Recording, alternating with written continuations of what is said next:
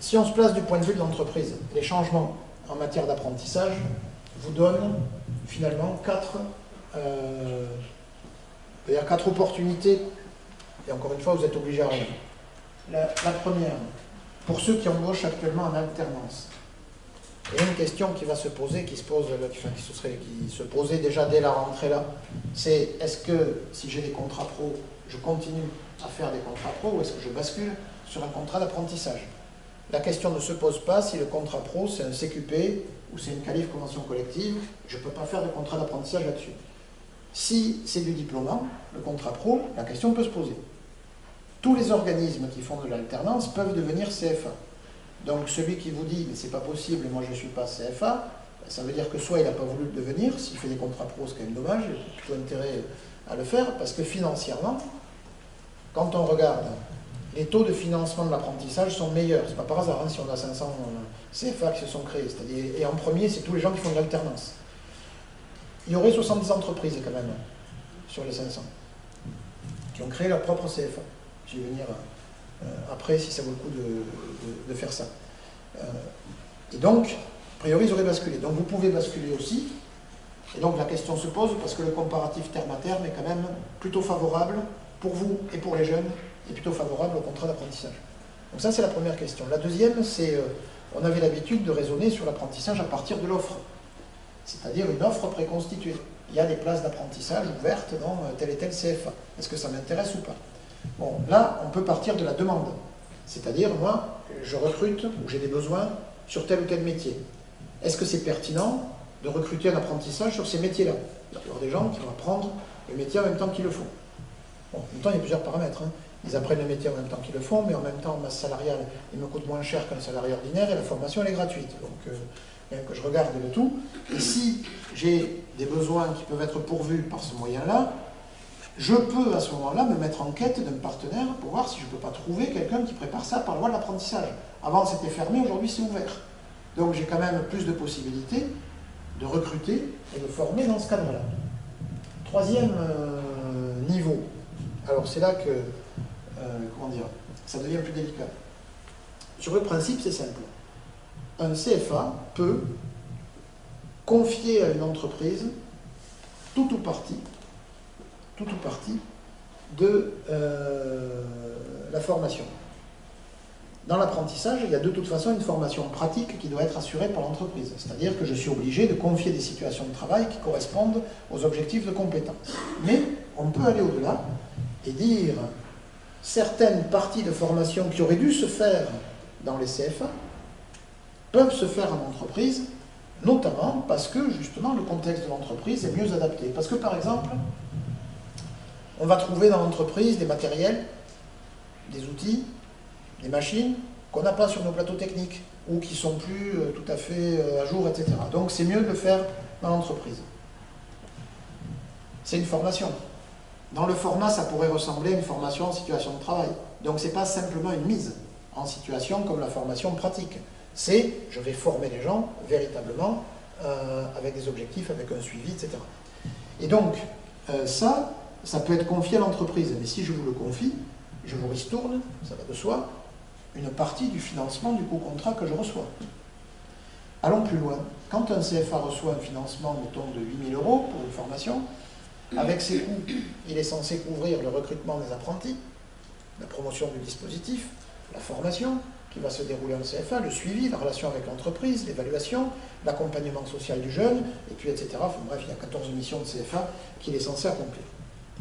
Quand c'est une entreprise qui lui amène des jeunes pré-recrutés et qui dit « je voudrais que vous les formiez », ben, du coup, il n'a plus à faire le recrutement.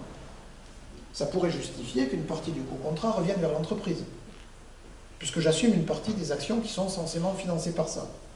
Je vais donner un exemple, je travaille ça avec une grosse boîte, en l'occurrence Carrefour, qui est en train de créer son CFA. Ils ont mis l'apprenti.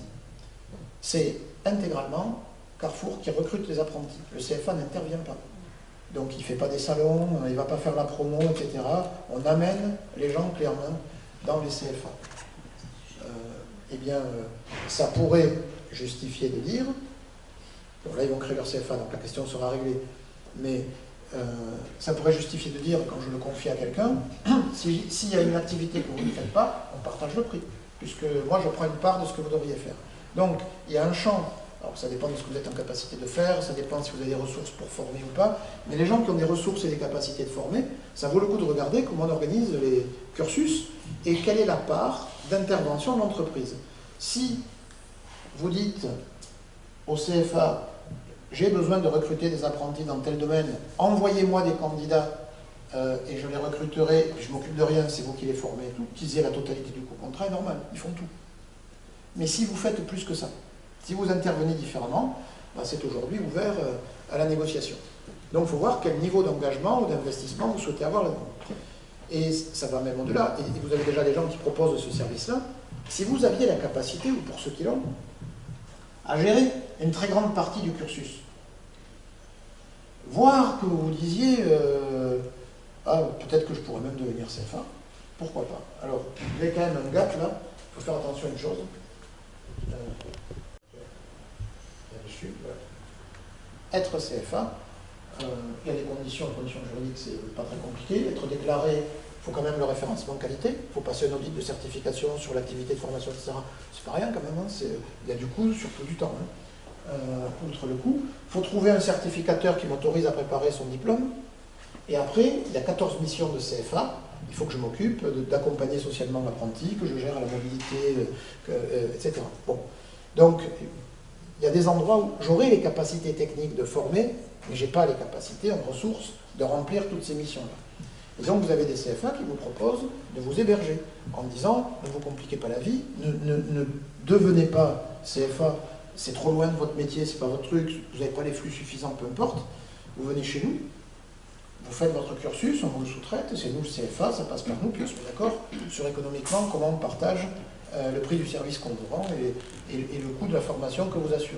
Bref, aujourd'hui, on peut soit vous considérez que tout ça, c'est pas vous, c'est le CFA et on continue comme avant, pas de problème, soit vous considérez que vous avez les moyens de vous investir sur l'apprentissage sur certains segments et que ça mérite donc une discussion, une négociation même avec vos partenaires CFA pour voir la part respective de chacun au regard des coûts contrats. Encore une fois, comme les coûts de contrat de départ ont parfois été définis de manière supérieure à ce qu'était financé l'apprentissage aujourd'hui, il peut y avoir une marge de négociation sur ce sujet-là.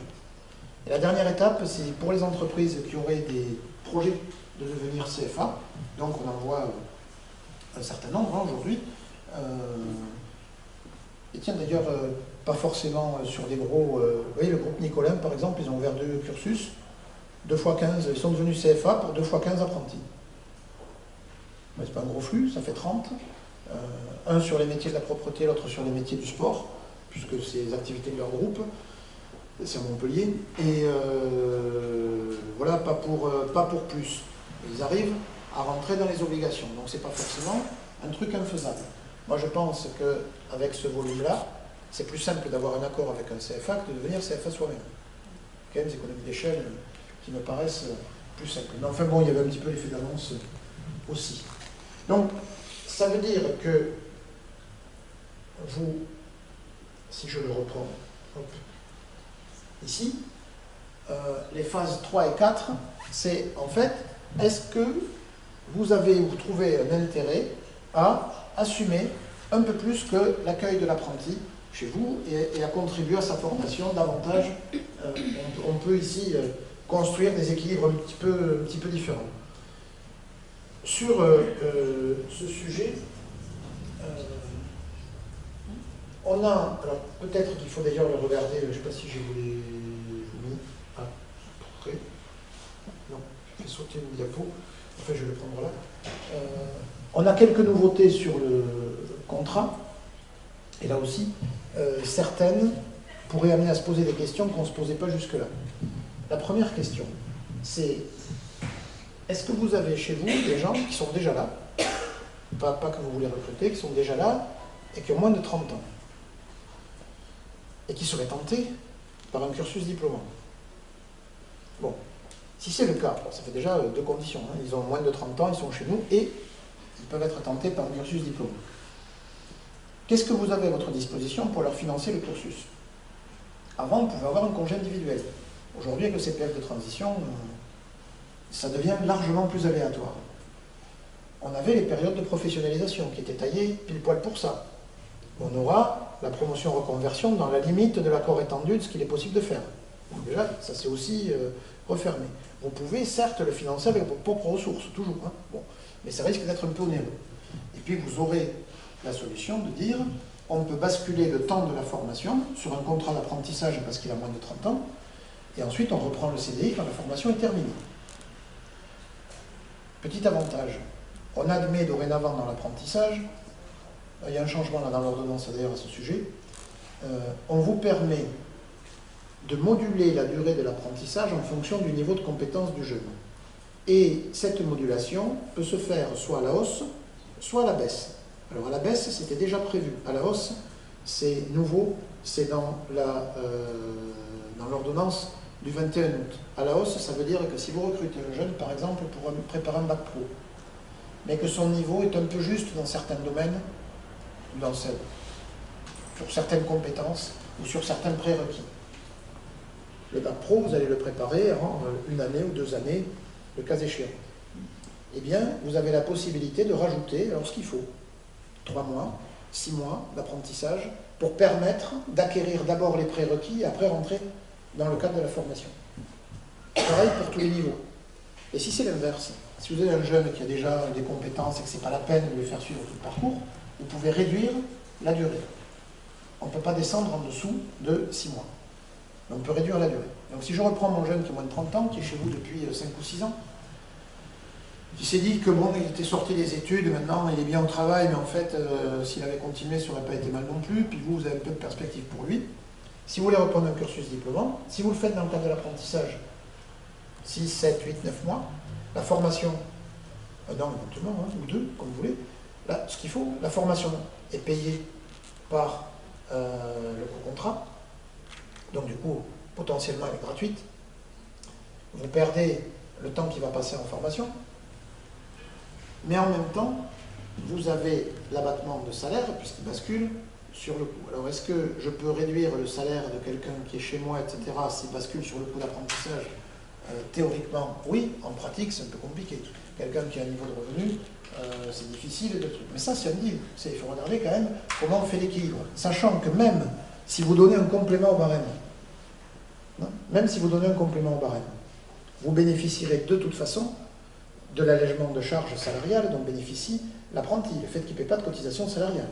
Donc il y a au moins 20% d'économie sur le coût, sans que ça change le net. Vous voyez ? En fait, son brut devient le net. Enfin, oui, c'est ça. Et donc, bon, il faut regarder ce que ça donne, hein, l'effort que vous pouvez faire. Mais parmi tous les dispositifs qui nous restent, c'est quand même celui qui permet de donner une formation diplômante à moindre coût à quelqu'un dont on devrait gérer le parcours. Il faut juste qu'il ait 30 ans avant de commencer. S'il a 32, je ne peux plus passer par là. Sauf s'il est en situation de handicap.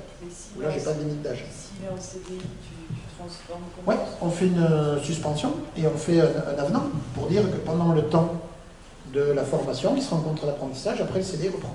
Alors, le Code du travail le prévoit, hein, c'est pas un truc nouveau, mais ça ne se pratiquait pas parce que avec des jeunes qui ont moins de 26 ans, en gros, on n'avait pas le temps.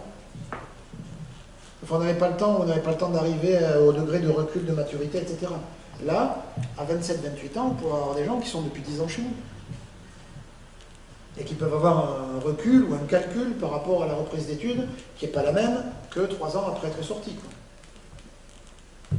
Et donc, je sais pas, pensez-y si jamais vous avez des gens qui sont dans cette configuration-là.